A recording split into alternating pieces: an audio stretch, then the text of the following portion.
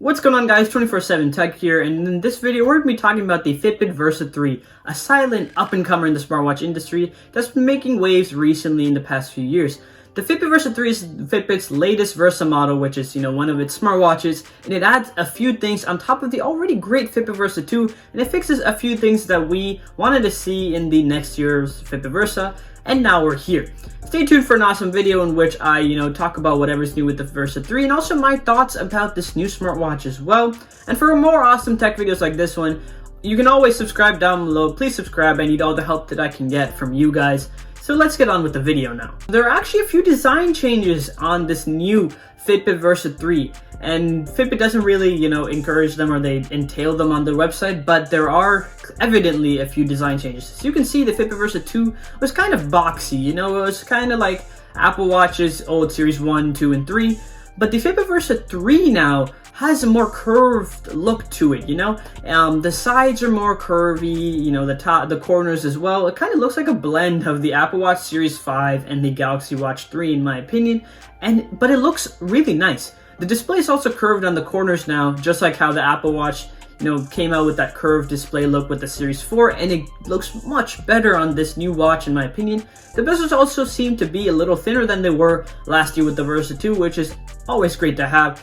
The smartwatch itself looks much better, and the design looks well improved over the Versa 2, and it looks kind of more modern now, and keeping in the fact that this smartwatch also is only $230. I mean, that's a great price to get this whole bezel-less look, a curved corner look, and all of this thing. And I think it brings a nice blend between a traditional round smartwatch and also the kind of smartwatchy, boxy design. It's great. Let's talk about the voice assistants on this new Fitbit Versa 3. You can either get Google Assistant or Alexa. You can pick which one you want. Google Assistant is probably better for someone who wants more, conversation type of thing. I prefer Google Assistant in a normal conversation, but if you're someone who likes smart home, integration, that type of stuff, and you have those types of devices in your house, Alexa could be better, but you always have the choice between Google Assistant or Alexa, and in my opinion, those are the top two voice assistants in 2020 to have on a smartwatch, so Fitbit gives you the option of which one you want. As said previously in this video, guys, please subscribe down below. Every subscriber makes a huge difference. I need all the help that I can get from you guys to grow in the subscriber count. But you can also go check out my Twitter and Instagram. I create behind-the-scenes content, I post live tech updates, and it's worth a follow. You can also go read my articles that I write on Medium at the link medium.com/@247tech. I write awesome articles talking about the latest technology topics, just like this new Fitbit Versa 3. The one feature that I was kind of missing and the Fitbit Versa 2 was lacking on is a built-in GPS. So this has been on smartwatches for a while now. Samsung's new smartwatches, Apple's smartwatches, all kind of have this thing.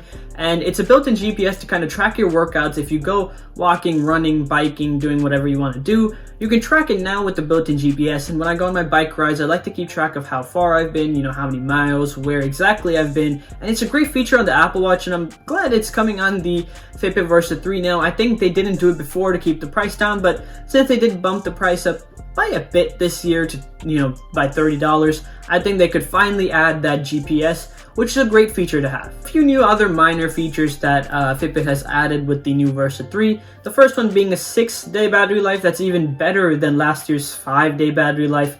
I mean, the Fitbits have been awesome in battery. I've been saying this all the time in previous videos about the Versa 1, the Versa 2, the Fitbit Ace even, the Inspire.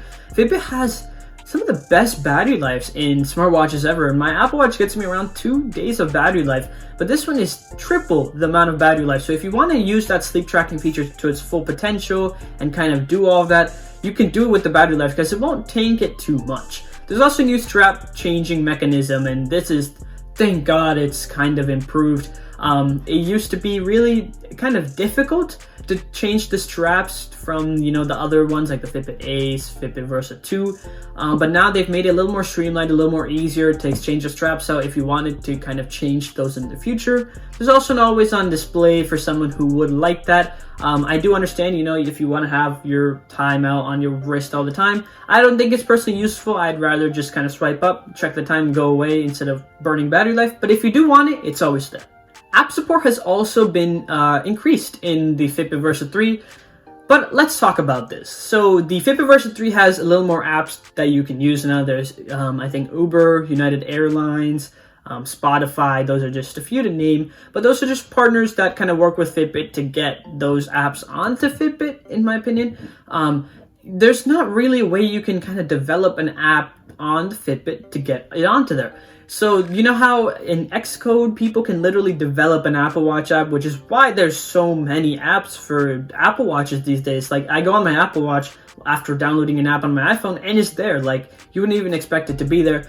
That's not the case on Fitbit. It's not there yet, and I really think that they should kind of make it more open source, make it more wider for people to get apps on there, because without apps, this whole smartwatch field, in my opinion, kind of gets lost. I mean, I like getting notifications on the apps that I have on my Apple Watch, and I can go check it right there. It's a great feature to have, and I hope Fitbit gets it later, maybe next year or the year after. Talk about the price and the release date of the Fitbit Versa 3. Since this is being announced kind of beside the Fitbit Sense, it's starting at $229, by the way. It's $30 more expensive than last year, which is probably why they were able to include that built-in GPS, add kind of, a different style design and display. But I think because, it's a newer design, it's worth spending that extra $30. It's not a huge deal. You can pre-order this today, but it would only start shipping on September the 25th. I'd expect it to come to you anytime in early October, which is probably a rough estimate of what it would come by, which is exactly alongside the Fitbit Sense. You can pre-order it today, but I'd probably recommend you to wait it out, see tech reviewers like me unbox it, review it, get our impressions about it, then go and buy it, so that you're safe and you make a good decision. But there are 3 different colors and band options that you can pick from: a gold watch and a black band, a black watch with a black band, and a gold watch with the kind of pink clay band. It's a different color. Here's a picture of it right here. Looks pretty cool. The colors are kind of standard color options, and they look pretty good. So here are a few thoughts that I had on the Fitbit Versa 3.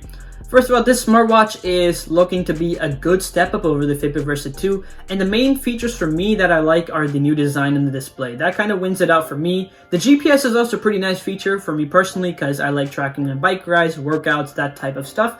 It's a great feature to have, and the thing that makes this smartwatch compelling is that $230 price tag. It's not competing against the Apple Watch Series 5 or the Galaxy Watch 3. Those are $400 smartwatches. For half the price, you're getting a lot that they have, except for that main app support type of thing. I wouldn't really call this a smartwatch, because you can't do many things that you can do on the Apple Watch or the Galaxy Watch that you can do on the Fitbit Versa 3. It's not really there yet. The app support isn't even close.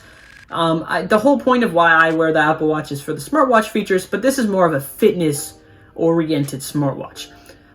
So that's my kind of, 2 cents on the Fitbit Versa 3. Please subscribe down below, guys, for the full review, unboxing, and more videos on the new Fitbit Versa 3 if you are interested in those. And I'll see you guys later. Take care.